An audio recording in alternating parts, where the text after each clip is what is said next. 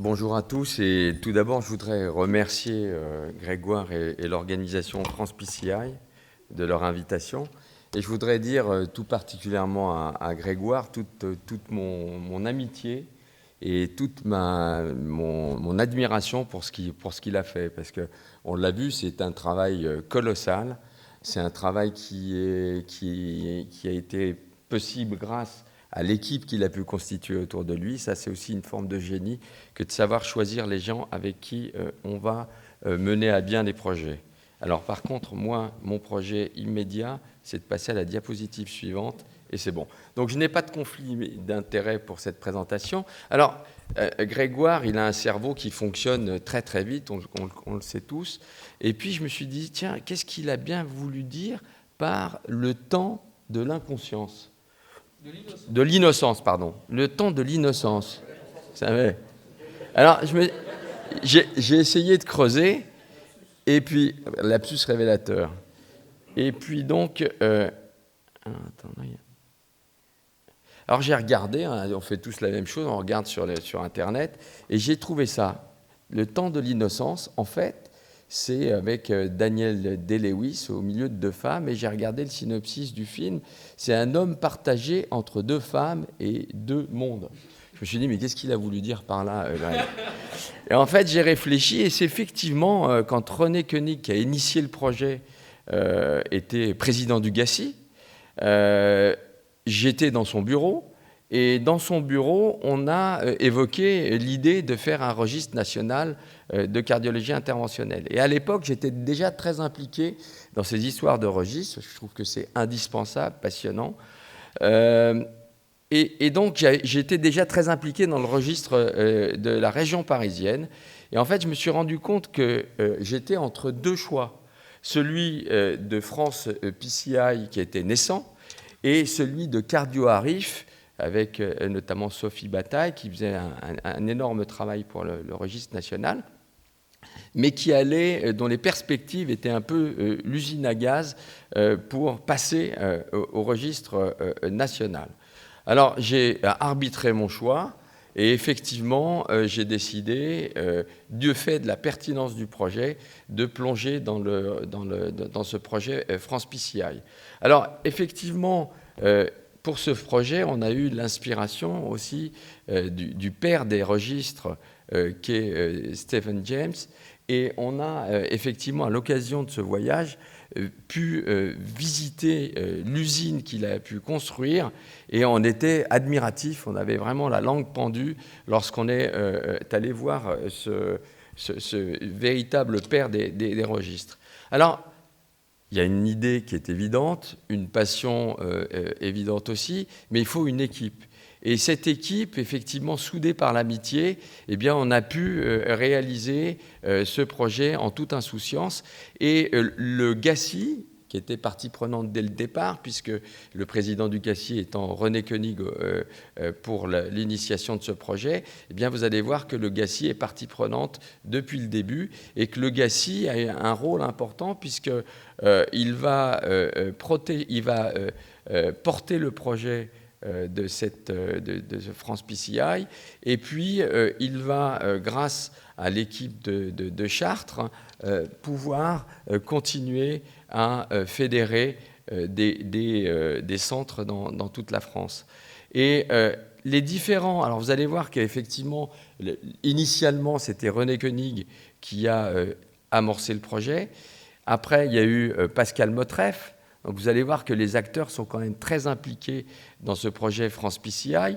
Après, il y a eu Philippe Como, Guillaume Caïla, et pour arriver à ma personne, on voit bien que cette équipe des présidents du GACI sont extrêmement impliqués dans la construction de France PCI. Alors maintenant, le point de vue du président du GACI, et on va voir pourquoi France PCI est absolument indispensable.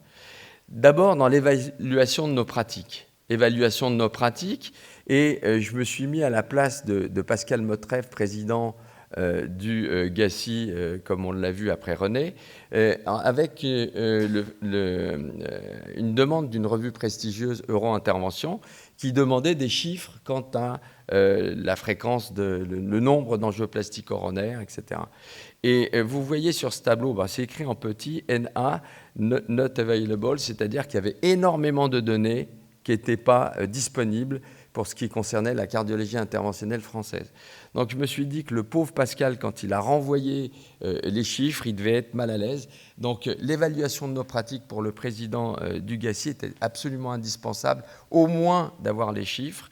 On a vu, et je ne reviendrai pas là-dessus, que le fait d'avoir des données, notamment de pouvoir benchmarker, de pouvoir comparer ces données à celles de sa région ou à celles de l'ensemble des centres de France PCI, contribue à améliorer les pratiques. Et je pense que ça, c'est un élément déterminant du registre. Et puis, on va arriver vers de la pertinence des soins, et on voit avec les nouvelles études qui sortent encore qui essayent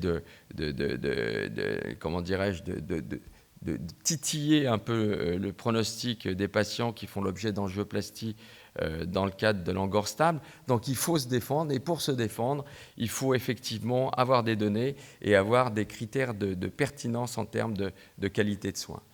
Suivre les recommandations internationales. On m'a demandé l'année dernière de faire un topo sur les traitements dans les syndromes coronariens aigus. Où est-ce qu'on en est? Est-ce qu'on est cohérent par rapport aux différentes recommandations européennes? Il a suffi que je regarde les données de France PCI sur l'infarctus du myocarde pour avoir des données immédiates et pertinentes sur le sujet qu'on m'avait demandé. Là, en l'occurrence, j'ai mis 2 slides sur le mode de revascularisation. J'avais toutes les données exhaustives et sur les traitements antiagrégants ainsi que sur la place de la thromboaspiration. Donc, j'avais une réponse immédiate à une question qui m'était posée. Donc, pour le président Dugassi, c'est un élément absolument indispensable que d'avoir ces données. Enfin, suivre l'évaluation de nos pratiques. On va prendre comme exemple très simple celui de la période Covid. Et grâce à la période Covid, on a pu constater un déclin de la prise en charge des syndromes coronariens aigus pendant cette période, avec probablement une mortalité inhérente à cette absence de soins pour ces syndromes coronariens aigus. Et puis, du coup, effectivement, on a un observatoire en direct et extrêmement exhaustif de tout ce qui se passe dans la cardiologie interventionnelle. Et donc, on peut interagir de manière extrêmement efficace. Les publications, je ne reviendrai pas là-dessus, les publications sont très importantes et on avait été alléché par cet aspect quand on était allé voir Stephen James sur la qualité des publications. Et effectivement, France PCI a pris un virage extrêmement intéressant dans le domaine et on voit une production qui est très, très importante. Alors, il n'y a pas que les articles, parce que ça donne aussi l'opportunité à des plus jeunes de faire des mémoires, de faire des thèses. Et je crois que c'est un élément très important pour nos plus jeunes d'avoir de la matière première de qualité pour pouvoir continuer dans leurs études et publications. Et puis exister au plan international. Alors encore avec la casquette du président Dugassi, mais c'est vraiment indispensable et pas être le dernier des Mohicans, toujours avec cet acteur. Le dernier des Mohicans en termes de présence à l'international.